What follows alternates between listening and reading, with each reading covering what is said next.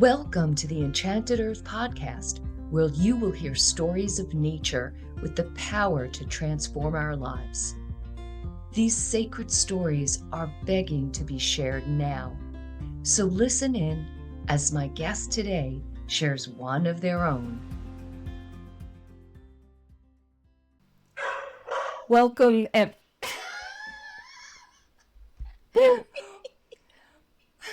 Perfect. Perfect timing. The dog was like on cue. Welcome, everybody. Today I'm joined by Maia Toll, and let me tell you a little bit about Maia. After pursuing an undergraduate degree at the University of Michigan and a master's at NYU, Maia apprenticed with a traditional healer in Ireland, where she spent extensive time studying the growing cycles of plants, the alchemy of medicine making, and the psycho-spiritual aspects of healing.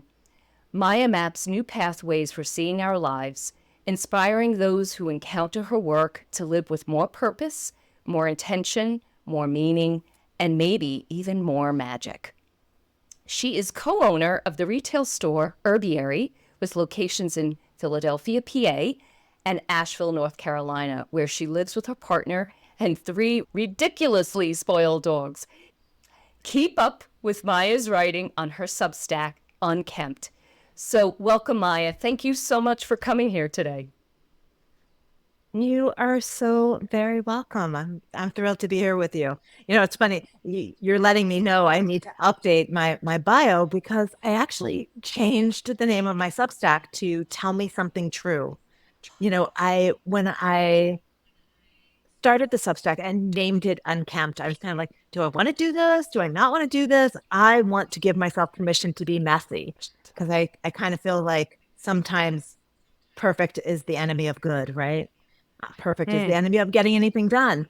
And I realized as I kept working on it that most of my work has been around finding our own truths, not just taking, the truth that is the social norm, but asking ourselves, what feels true for me? What feels right for me? And for me, the answer often has something to do with the natural world. I love that. And that's why I connected with you, because I so resonated with your posts on Instagram. And then I started, reading some books. And, well, I'll just throw it up here because you know what? It goes with my background. Doesn't this just match my background so beautifully? I should just... And your shirt. I know. It's the whole view here. So letting magic in, a memoir of becoming, is magical, and I love this artwork. Oh my gosh, I looked up the artist. She's amazing. Wow. Gorgeous. So I was so taken by your story, and yes, I did get to interview you for my book that will be coming out in December. Very excited to share that and your story there. I was so drawn to this book for 2 words, magic and becoming, and they really resonated with me because, well, here we are in the Enchanted Earth Podcast and a book of the same name, so I get that whole feeling of magic and mystery and enchantment that the natural world gives us, but also the word becoming, because I think it was just a few days before I saw this book, I had a dream with a title in it that said, The Unfoldment of Becoming. And I was like, oh, that sounds like the title of a book or a subhead. And I wrote it down and I thought about it, and then all of a sudden came across your book. So the becoming is so key because we're constantly in the stage or in the journey of unfolding, of becoming who we're here to be. I'm constantly in the process of becoming. I think that we hope that we're going to get there, but you don't, right? You get closer, or you get there for a little while, and then the next layer gets revealed and we dig a little deeper. It's taken me a long time to get comfortable with the idea that we're not going to get to a place where it's like all good, all done. We're going to get to a place where we can take a deep breath and say, What have I learned? How do I process where I've been? And then I think of it as an upward climbing staircase. We hit a landing, we pause, we look down and say, whoa, look how far I've come. And then we start the next spiral. So true. It's like there's no like, oh, I've arrived. I finally made it. I think what is so exciting too is the adventure of what is to come and tapping into things like our time in nature and looking at our dream world for those nudges and messages. And here's where I'm just leading you right in because there was a story that you shared in your book that was about a dream. And I would love for you to share that with everybody. Yeah. So letting magic in is about a time in my life when I was doing a lot of spiritual searching. And I don't even know that when I started that I had that language. I don't know that I would have called it spiritual searching. I was in my 20s and I was just trying to figure out who I was and how to be in the world and how to be comfortable in my own skin. I think a lot of our spiritual searching has to do with getting comfortable in our own skin and learning to trust ourselves. Learning to um tap into our inner wisdom, to hear our inner voice so that we can step into self-trust. And I was playing with those things. I was, trying to figure out what I could trust and what I couldn't, because we have a lot of input coming into our lives and into our brain. And sometimes it's really hard to tell the difference between, just our own brain on its hamster wheel and intuition and inner wisdom. So I was really working through these nuances and trying to understand what my inner voice sounded like and felt like in my body. And this journey led me to a place where I decided to sell my house. And it was kind of an odd decision. I wasn't moving for a new job or a new relationship. I was more following the energetic flow of my life and realizing that that was the next step. That the next step was letting go of some things that I'd been holding to very tightly. And I had no real idea what came after that. So I had this realization, you know, or remembrance of a phrase: nature abhors a vacuum. And I was like, oh, sheesh, I am creating a huge vacuum. I'm leaving my teaching jobs. I was an elementary school teacher. I'm selling my house and I'm just creating this giant black hole in the middle of my life. So this was early days of the internet, pre-Google. I started searching for different things that I was interested in. I was like, well, I'm going to make some money selling this house. I could go learn photography or pottery. And I had this long list. And so I had this list next to the computer, and every day I'd do a little research. And in the midst of all of this, I had the dream that you're referring to. And in the dream, a very androgynous, I knew she was a woman, but she was extremely androgynous woman with long, long, long hair, like dark hair all the way down to her knees, was flying next to me. We were holding hands and flying over the ocean. And in the distance, I saw an island, and it was heavily wooded, but I knew it was Ireland. Ireland is no longer heavily wooded. It hasn't been heavily wooded in many, many, many generations. The trees were cut down for farming.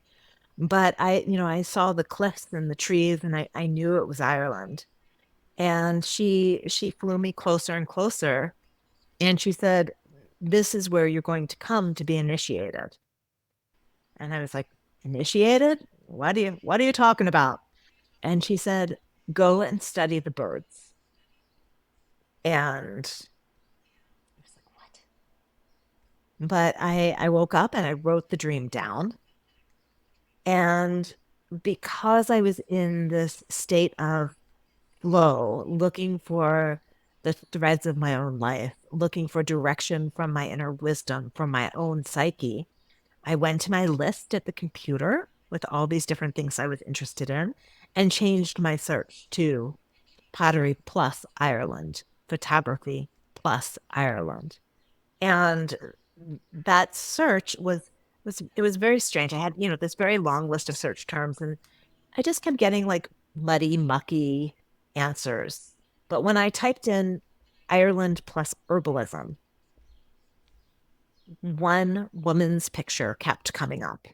And I tried this over and over again for many days because this woman was sitting in front of the fireplace, big stone hearth, with her long cape on and her long red hair.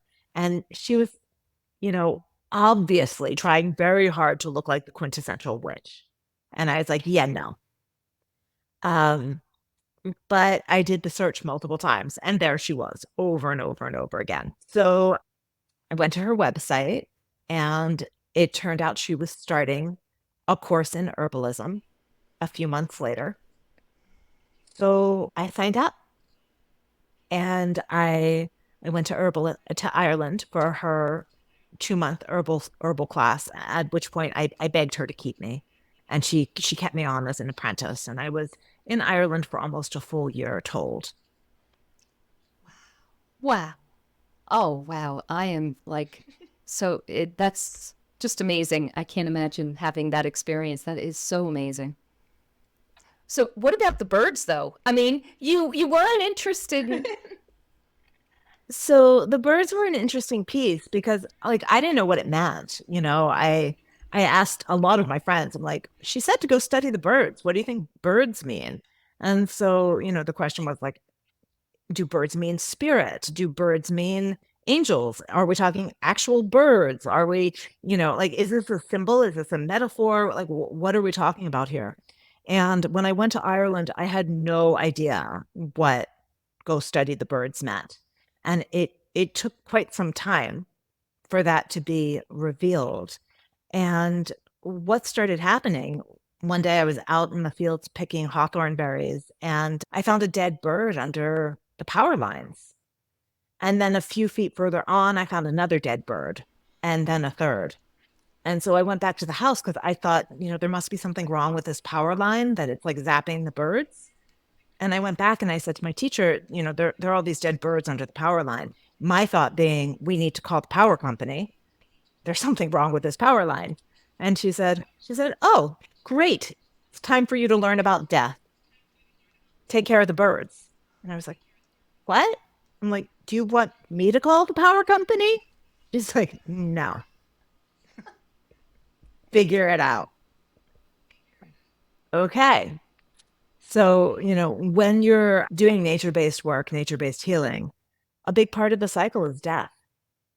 And figuring out how to, first of all, be comfortable with death and to see it as part of the cycle and not something separate and not something unnatural, I think is the first piece.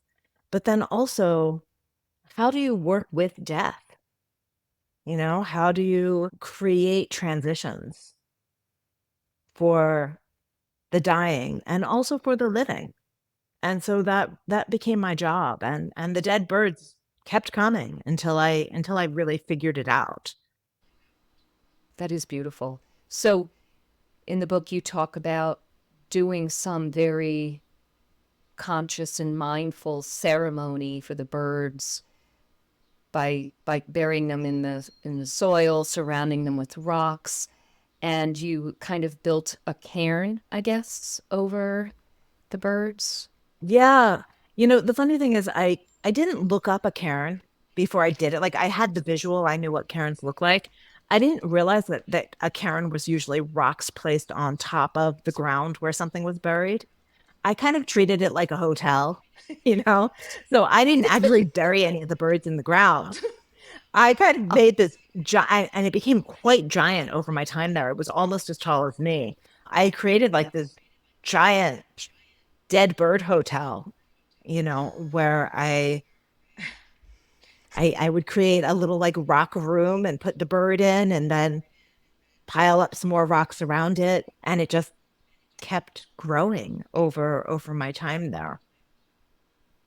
Oh, wow. Interesting. Have you incorporated that at all into your practices at home now, living in the woods? I don't often find dead birds here.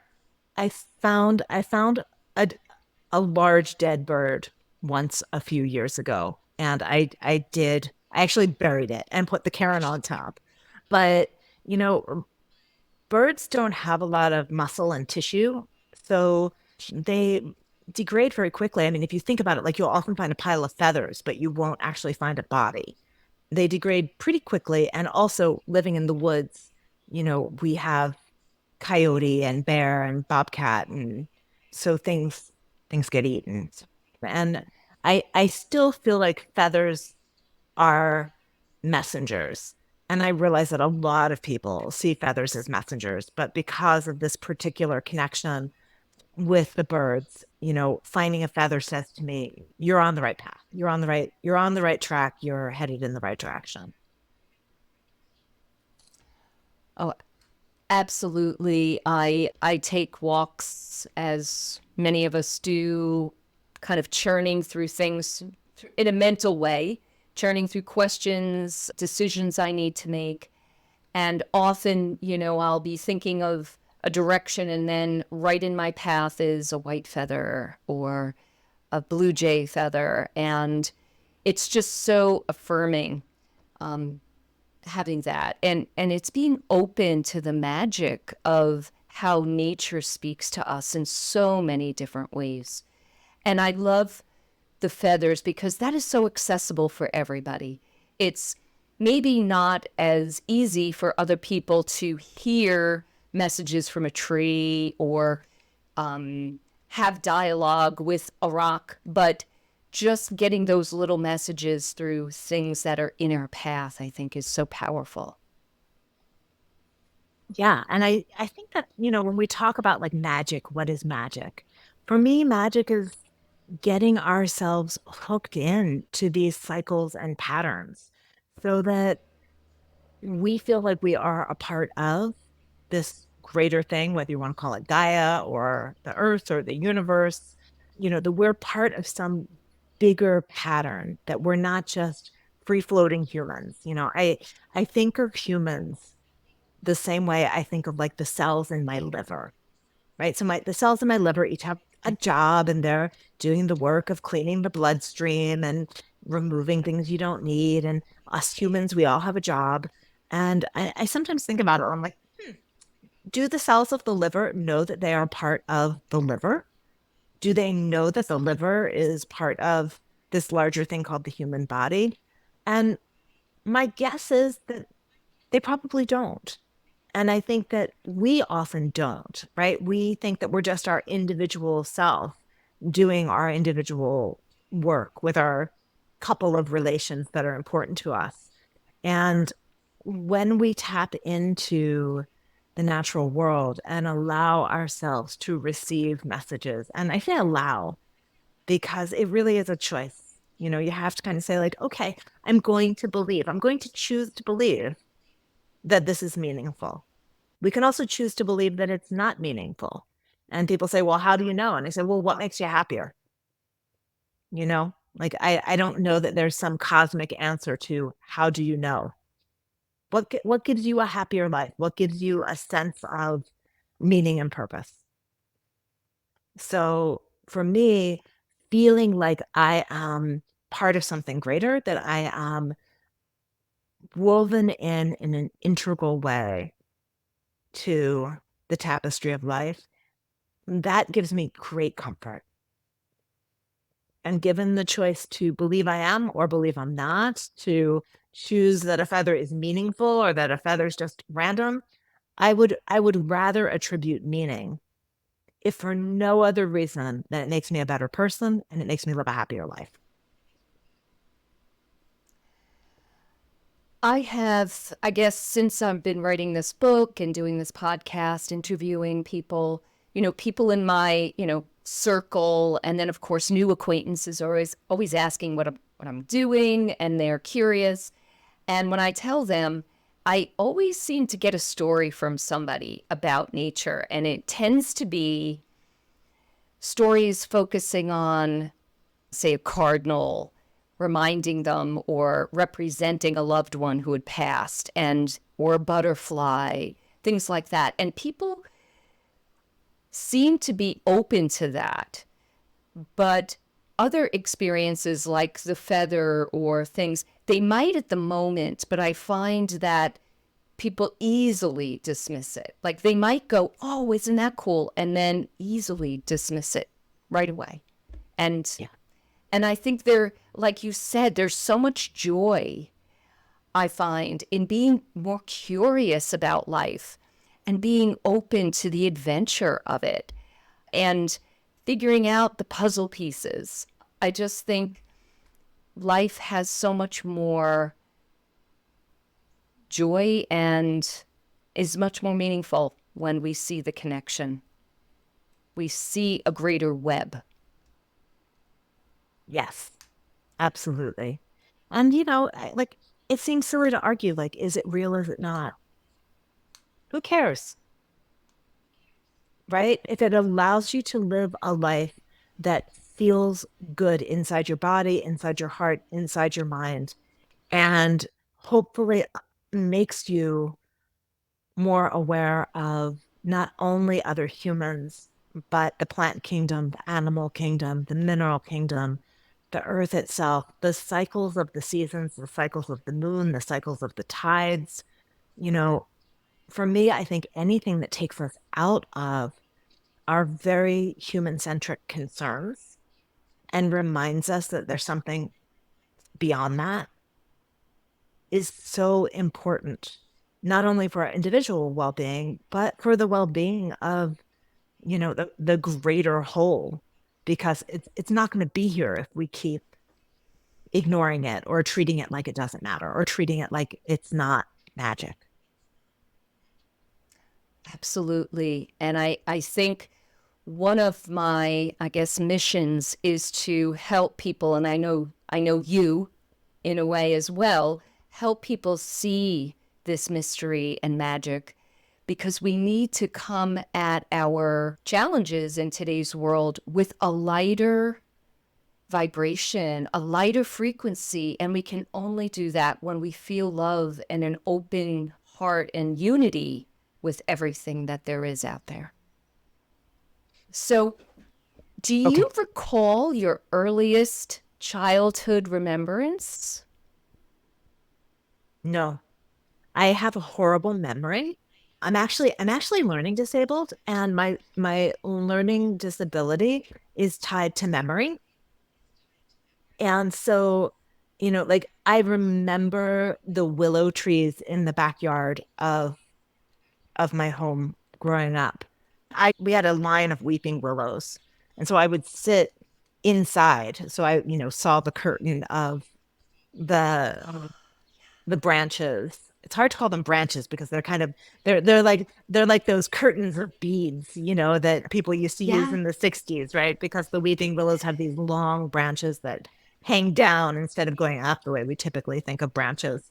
So yeah, when I think of the willow, I kind of see the curtain of the branches from the inside looking out, because that's where I would sit.